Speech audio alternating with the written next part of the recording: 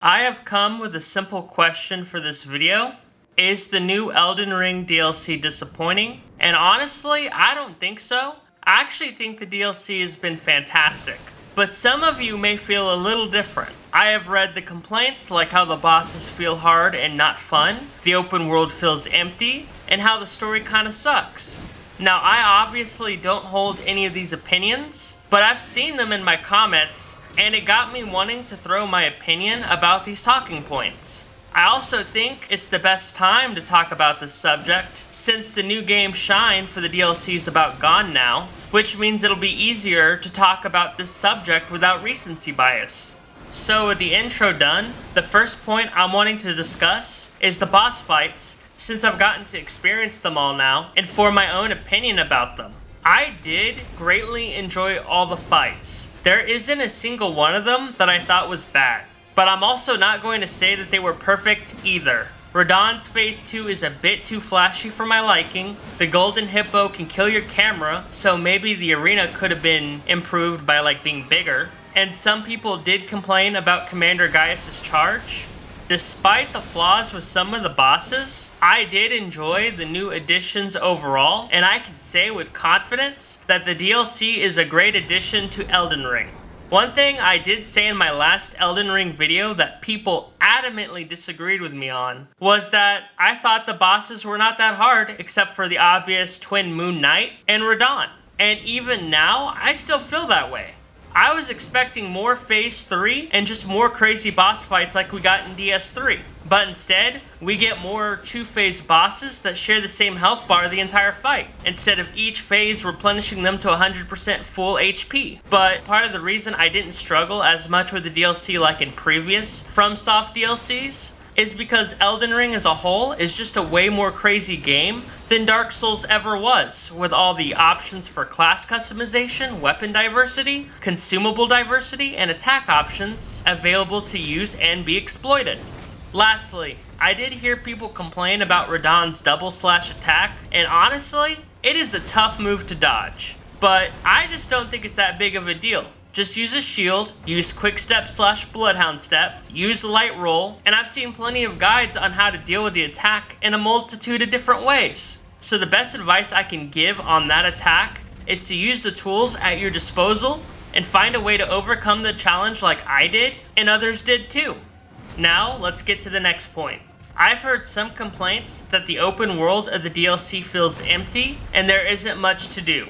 But to be completely honest, I have no idea what these complaints are talking about. Because the Shadow Realm has plenty to explore and see. And after checking every corner of the DLC, I actually think the vertical design of the open world is better than the more spread apart design of the base game. I found the open world design of the DLC to be very much like Dark Souls 1, with how much more connected it feels, where the lands between is more like a traditional open world game, and both are fine, but the DLC is an improvement over the base game in that regard. I also don't get what people mean when they say the open world is empty, because there's always enemies to fight, sights to see, and loot to collect. Now, if you don't like open world games and prefer a more linear design type of game like Dark Souls 3, I can understand your feelings and sympathize with your personal preference. I also know that some people like to complain about reused bosses, but again, I just don't see it as that big of a deal. I'm always down to annihilate another tree sentinel, and I'm always down to kill another Agheel too. The way I look at it is that these guys used to be a big deal for me in the early levels, but now they're just some random mobs that I can annihilate without any effort, which shows the growth of my character as I progress through the game.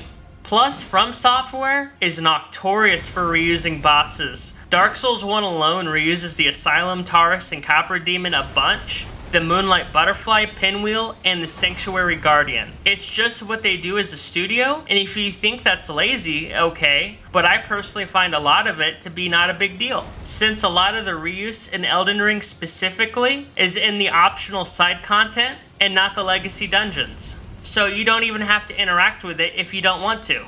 The point I now bring up last, because for me it's the least important, is some people say that they thought the story for Shadow of the Erdtree sucked. Now, I know Souls games have the lore nerds and people who are in love with the indirect storytelling, visual storytelling, and how Michael Zaka doesn't give the players all the important information, but instead, he just lets them fill in the story gaps themselves. I like that type of storytelling because I have never cared about video game stories in general. So having a game like Elden Ring not make it the main focus and gives me the option to interact with the story how I want is perfect. Because I can't stand games that pretend to be movies you watch instead of play.